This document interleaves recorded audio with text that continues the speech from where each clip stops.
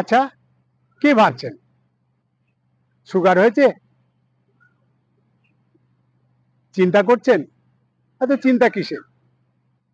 Tablet খাচ্ছেন, insulin নিচ্ছেন, তবুও কমছে না আপনার সুগার। তবে আমি আমি যদি বলি গাছের পাতা খান, বিশ্বাস হচ্ছে না? তবে দেখুন, আজকে আমি দাঁড়িয়ে আছি সেই ইনসুলিনের বাগানে, যেখানে সুগারের ইনসুলিনের গাছ রয়েছে। এই দেখুন, ইনসুলিন গাছ।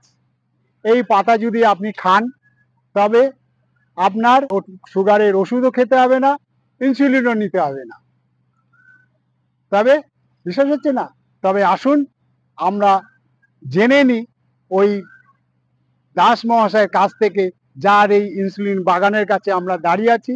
এই বাগানের মধ্যে থেকেই আমরা সেই ইনসুলিন গাছ কিভাবে খেতে হবে, কখন খেতে হবে, সমস্ত কিছু বৃত্তান্ত তার কাছ থেকে জেনে নেব। বন্ধুরা, আমি সঞ্জিত, আমার সঙ্গে আছে আমার নমস্কার মিসেস বন্ধুরা, জয়ন্তী। আমি সঞ্জিত। আজকে চলে এসেছি সঞ্জীবনী চ্যানেলে তোমাদের সকলকে আমরা স্বাগত।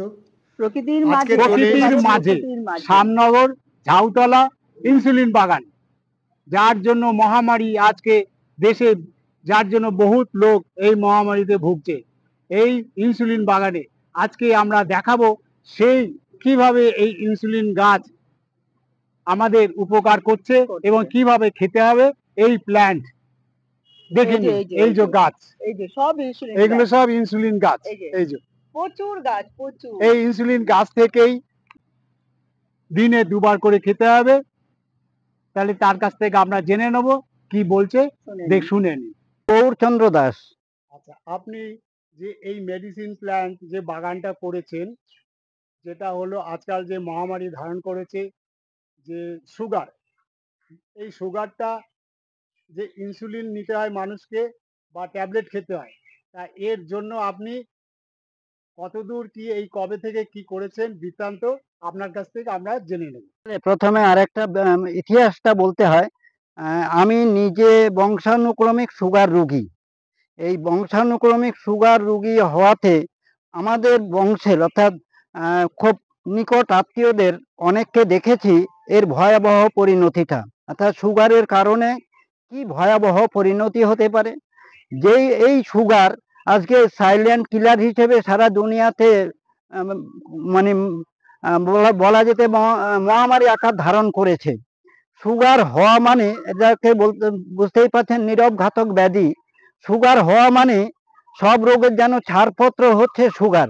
সুগার হলে যে কোনো সময় যে কোনো রোগ হতে পারে। তো যেই বিষয়টা বলছিলাম, আমি ভয়াবহ পরিস্থিতি তাদের দেখেছি নিকট আত্মীয়দের। তো আমিও এটা, এই রোগ থেকে কিভাবে রেহাই পেতে পারি এই ব্যাপারে বিভিন্ন রকমভাবে স্টাডি করছি। স্টাডি করে দেখেছি যে মডার্ন যে অ্যালোপ্যাথ সিস্টেম, সেই সিস্টেমের মাধ্যমে আমি ভালো থাকতে পারবো না। কি করে বুঝলাম? আমি কিভাবে ভালো থাকবো এই ব্যাপারে বড় বড় ডাক্তারদের কাছে যখন পরামর্শ নিতে গেছি, তখন আমি জেনেছি যে ডাক্তাররা নিজেরাই হতাশ এই সুগার রোগের ব্যাপারে। তাহলে আমি কিভাবে রেহাই পেতে পারি? তখন থেকে চর্চা শুরু করেছি। চর্চা করে বা বিভিন্ন রকম ভাবে স্টাডি করে জেনেছি একমাত্র প্রাকৃতিক উপায়েই প্রকৃত সুস্থতা সম্ভব। এটা আমি মর্মে মর্মে উপলব্ধি করছি। তো এটা প্রথমে ব্যাপারটা বলি, মর্মে মর্মে এখন উপলব্ধি করছি, কিন্তু তখন খবর পাই যে ধারওয়াড় ইউনিভার্সিটিতে এই গাছ নিয়ে গবেষণা চলছে, কর্ণাটক স্টেটের ধারওয়াড় ইউনিভার্সিটি। তো সেখানে ছুটে যাই, ছুটে গিয়ে সেখানে দেখি এই গাছ নিয়ে তাদের মধ্যে প্রচুর উন্মাদনা রয়েছে এবং ওখানে এইসবের উপরে চর্চা রয়েছে।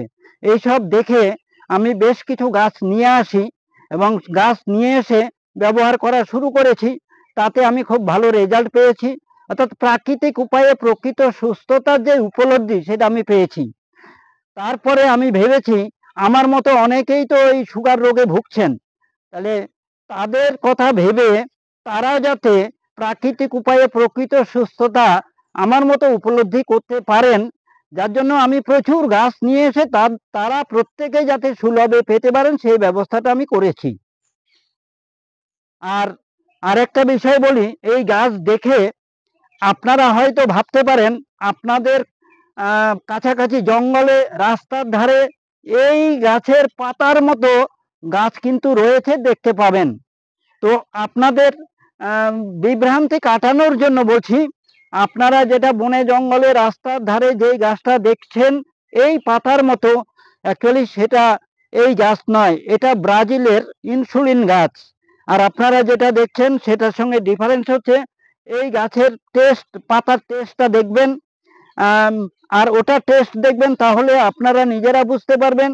আরেকটা পার্থক্য বলি, ওই গাছটা কিন্তু বছরের একটা সময় মরে যায়, কন্দ নিচে কন্দটা থাকে, আবার জেগে ওঠে, প্রতি বছর কিন্তু এটা হয়। এটা কিন্তু চির সবুজ, এই গাছের ওই ধরনের পরিস্থিতিটা হয় না, চির সবুজ গাছ। আর এই গাছের সাইড থেকে দেখুন চারা হচ্ছে, সাইড থেকে যেরকম চারা হচ্ছে, আবার গাছের উপরেও গাছ হয়। তাহলে সাইড থেকে চারা হচ্ছে, গাছের উপরে গাছ হয়, সেটাও আপনাদের দেখিয়ে দেব। সেই ডিফারেন্সটা যেরকম ধরুন আমি আপনাকে এক্ষুনি দেখিয়ে দিচ্ছি, যে এই যে দেখুন গাছের উপরে গাছ হয়, এই দেখুন এটা ডাল, একটা ডাল পড়েছে, এটা এর উপরেই এটা হয়েছে, দেখুন শিকড় হয়ে গেছে, গাছ নিজেই, এই দেখুন যে এই যে শিকড় হয়েছে, আপনাকে আমি দেখাচ্ছি, এই দেখুন।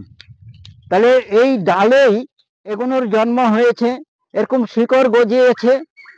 আর এই ডাল থেকে যখন এরকম শিকড় গজাবে, গাছ নিজেই কিন্তু এটা ফেলে দেবে, ফেলে দিলেই মাটি টাচ হলেই এর মতো আবার পাশে আরেকটা ঝাড় হবে, এইভাবে কিন্তু বেড়ে ওঠে। তাহলে গাছের সাইড থেকে কলা গাছের মতো নতুন নতুন চারা হচ্ছে, গাছের উপরে গাছ হচ্ছে। তাহলে এই ডিফারেন্সটা আপনারা দেখলেন। আর একবার গাছ লাগালে আপনারা নিজেরাই অনেক গাছ করে নিতে পারবেন, তার মানে আপনাদের মাধ্যমেও অনেক মানুষ উপকৃত হবে, অর্থাৎ আপনারা নিজেদের সমস্যার সমাধানের জন্য কাজে লাগাতে পারবেন, পাশাপাশি অনেকের সমস্যার সমাধানের ক্ষেত্রেও কিন্তু আপনারা উপকার করতে পারবেন। দেখুন গাছের ব্যাপার তো বললাম, ডিফারেন্সটা আরেকটাও ডিফারেন্স আপনারা দেখতে পাবেন আপনাদের ওখানে, যে আশেপাশে জঙ্গলে রাস্তার পাশে যেসব গাছ দেখতে পাবেন, সেই সব গাছের যে ফুল হয়, লাল সাদা ফুল হয়, এটা কিন্তু ঠিক ডোরা কাটা, মানে বাঘের গায়ে যে ডোরা কাটা হলদে দাগ থাকে সেই ধরনের হয়, সেটাও আপনাদের দেখিয়ে দেওয়ার চেষ্টা করব।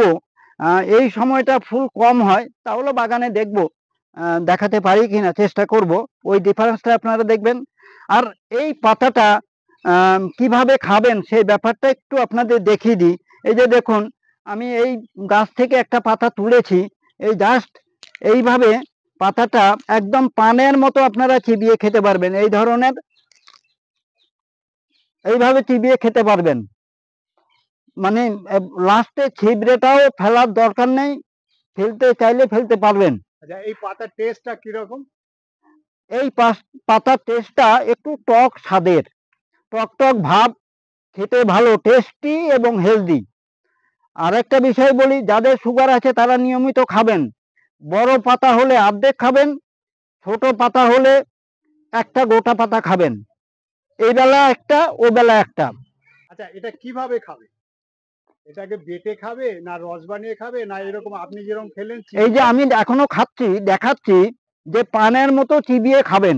আর এই পাতাটা যদি কেউ মনে করেন ডাস্ট করে খাবেন, খেতে পারেন, মার্কেটে কিন্তু ডাস্টও পাওয়া যায়। আবার আমাদের থেকে পাতা নিয়ে গিয়ে কোনো কোনো কোম্পানি এটা লিকুইড করছেন, জুস, সেই জুসের দাম, যেরকম আমি একটা কোম্পানির কথা শুনেছি, আমাদের থেকেই পাতা নিয়ে যান, ওনারা 100 ml এর দাম করেছেন 320 টাকা, এটা আমি শুনেছি, আমাদের থেকেই পাতা নিয়ে যাচ্ছেন। তাহলে আপনারা জুস করেও খেতে পারেন, পাতা পানের মতো চিবিয়েও খেতে পারেন, ডাস্ট করেও খেতে পারেন, যেভাবে খুশি খেতে পারেন। গাছটা তো যারা আসবে এখান থেকে নিয়ে যাবে, আপনার থেকে পারচেস করে হোক, যেভাবে হোক নিয়ে যাবে। হুম। তো নিয়ে যাওয়ার পর এই গাছটাকে কিভাবে সেখানে প্ল্যান্টেশন করবে বা লাগাবে গাছটা, সেটা টবে লাগাবে না মাটিতে লাগাবে, কোন জায়গাটায় লাগালে সুস্থভাবে পরিবেশভাবে সেটা গাছটা খুব সুন্দরভাবে বেড়ে উঠবে, এই এইটা ব্যাপার আপনি একটু বলুন। এই ব্যাপারটা আপনাদের সহজভাবে বোঝানোর চেষ্টা করছি। দেখুন আমার এদিকে চারিদিকে দেখবেন হাজার হাজার সব ইনসুলিন গাছ রয়েছে। কারণ আমি চাইছি এই যে লাখো লাখো মানুষ সুগার রোগে ভুগছে, তারা যাতে প্রাকৃতিক উপায়ে এই সুগারটাকে নিয়ন্ত্রণে রাখতে পারেন, তার জন্য তারা যাতে সুলভে পেতে পারেন চারা, সেই ব্যবস্থার জন্য কিন্তু আমি চারিদিকে বাগান করে রেখেছি। এবার সুলভে আমার কাছে চারা পাবেন, চারা নিয়ে গিয়ে আপনারা কোথায় লাগাবেন? অনেকে বলেন আমার বাড়িতে তো জায়গা নেই, তাহলে কি করব? আমি সব রকম ভাবে আপনাদের বোঝানোর চেষ্টা করছি। যাদের জায়গা আছে, গাছের নিচে কিংবা বাড়ির আনাচে কানাচে আপনারা এই গাছ লাগিয়ে দেবেন, এইভাবে বেড়ে উঠবে। যাদের জায়গা নেই, টবে লাগাতে পারেন। এমনকি টব রাখার জায়গা নেই, এরকমও হতে পারে, তাদের ক্ষেত্রেও আমি একটা সহজ উপায় দিচ্ছি। দেখুন, বাড়িতে যদি রেলিং থাকে, এই ধরনের একটা হ্যাঙ্গিং টবে আপনারা লাগাতে পারেন। এই ধরনের হ্যাঙ্গিং হোক বা অন্য ধরনের হ্যাঙ্গিং হোক, সব জায়গাতেই আপনারা এটাকে লাগাতে পারেন। তাহলে প্রথম কথা বললাম, বাড়ির আনাচে কানাচে একটা গাছ লাগিয়ে রাখুন, একটা গাছ থেকে অনেক গাছ হয়ে যাবে। দ্বিতীয় নাম্বার বললাম টবে লাগাতে পারেন। 3 নাম্বার বললাম টবের জায়গাও যদি না থাকে, তাহলে বাড়ির রেলিং যদি থাকে, ঘরের রেলিং যদি থাকে, রেলিংয়ে এটা ঝুলিয়ে দেবেন। রেলিং নেই, জানালা আছে, জানালাতে এরকম ঝুলিয়ে দেবেন, তাহলে হবে। এখানে দেখুন একটা গাছ আমি লাগিয়েছিলাম, একটা গাছ থেকে 1 2 3 4 5টা গাছ হয়েছে, আরো হচ্ছে।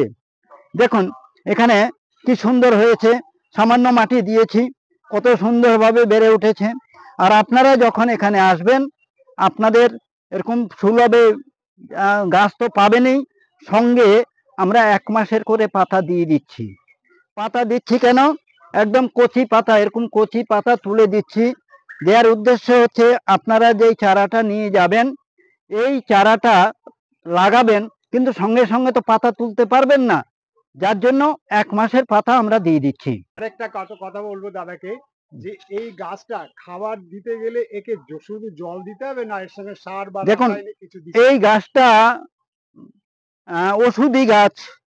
এই গাছের সহ্য শক্তি বিশাল। যেখানেই বাড়ির আনাচে কানাচে যেখানেই লাগান না কেন, শুধুমাত্র জলটা একটু দিলেই হবে, যাতে একদম শুকিয়ে না যায়। খরা সহ্য করতে পারে, মাটিতে লাগান, কিন্তু বেড়ে উঠতে গেলে তাকে তো একটু সহযোগিতা করতে হবে। আর টবের ক্ষেত্রে বলি, টবের ক্ষেত্রে যেহেতু একটা নির্দিষ্ট মাটি দিচ্ছেন, সেই মাটিতে মাঝে মধ্যে জৈব সার আপনারা দেবেন। খোল পচা জল দিতে পারেন, ভার্মি কম্পোস্ট দিতে পারেন, গোবর সার দিতে পারেন। হ্যাঙ্গিং এর ক্ষেত্রেও ঠিক তাই, যদিও আমি এতে কোনো খাবার দিইনি, একটু মাটিতে বসিয়ে দিয়েছি, মাঝে মধ্যে জলটা দিই, কি সুন্দর বেড়ে উঠছে দেখুন। আর একটা বিষয় বলি, অনেকে শখে ছাদ বাগান করেন বা বাড়িতে ফুলের গাছ লাগান, তো বা বাহারি গাছ লাগানো, উপরি পাওনা হিসেবে যেটা পাবেন সেটা হচ্ছে প্রাকৃতিক উপায়ে প্রকৃত সুস্থতার উপায়টা আপনারা পাবেন, এর বিকল্প কিছু নেই। তাহলে আপনাদের অবগতির জন্য জানাই, প্রাকৃতিক উপায়ে প্রকৃত সুস্থতা বা প্রাকৃতিক উপায়ে সেই মারণ ব্যাধি বা নীরব ঘাতক ব্যাধি সুগারকে নিয়ন্ত্রণে রাখার জন্য আপনারা আগে থেকে একটু সচেতন হন, সচেষ্ট হন। আমাদের এখান থেকে গাছ সংগ্রহ করুন, করে গাছ লাগান, জীবনে একবার লাগাবেন, আর বাড়ির সবাই মিলে উপকৃত হবেন। এমনকি আপনাদের আত্মীয় স্বজনদের, পাড়া প্রতিবেশীদেরও উপকার করতে পারবেন। আচ্ছা, ঠিকানাটা হচ্ছে, আমরা যেই এটা একটা হাসপাতাল, খ্রিস্টানদের হাসপাতাল। এই হাসপাতালের ভিতরে বিশাল এরিয়া জুড়ে রয়েছে 20-25 বিঘা এরিয়া। এই 20-25 বিঘা এরিয়া জুড়ে এখানে শত শত প্রকারের হাজার হাজার ওষুধি গাছ রয়েছে। আজকে আপনাদের শুধু সুগার রোগের ক্ষেত্রে কার্যকরী একটা গাছের কথা বললাম, কিন্তু বিভিন্ন রোগ অনুযায়ী বিভিন্ন গাছগাছরা এখানে রয়েছে। ক্যান্সারের জন্য রয়েছে, কিডনির জন্য রয়েছে, লিভারের জন্য রয়েছে। এরকম বিভিন্ন সমস্যায় মানুষ যে ভুগছে, বিভিন্ন সমস্যার সমাধানের ক্ষেত্রে বিভিন্ন প্রকারের ওষুধি গাছগাছরা রয়েছে। তো এটা শ্যামনগর ঝাউতলা খ্রিস্টান হাসপাতালের ভিতরে, এটা নর্থ পরগনার মধ্যে পড়ছে। এখানে আসতে গেলে যারা ট্রেনে আসবেন তাদের উদ্দেশ্যে বলছি, শিয়ালদা, নৈহাটি, কৃষ্ণনগর, রানাঘাট, গেদে, কল্যাণী, শান্তিপুর এই সব ট্রেনগুলো কিন্তু শ্যামনগরের উপর দিয়েই যাচ্ছে। শিয়ালদা থেকে 31 কিলোমিটার দূর, এখানে আসতে 1.5 ঘন্টা মতো সময় লাগে। শ্যামনগর স্টেশনে নেমে 4 নম্বর প্ল্যাটফর্মের দিকে অটো স্ট্যান্ড আছে। এই অটো স্ট্যান্ডে এসে আপনারা বলবেন ঝাউতলা খ্রিস্টান হাসপাতালে যাব, 5 মিনিট সময় লাগবে। হাসপাতালের পাশেই আপনাদের নামিয়ে দেবে আর আপনারা হাসপাতালের ভিতরে চলে আসবেন। যারা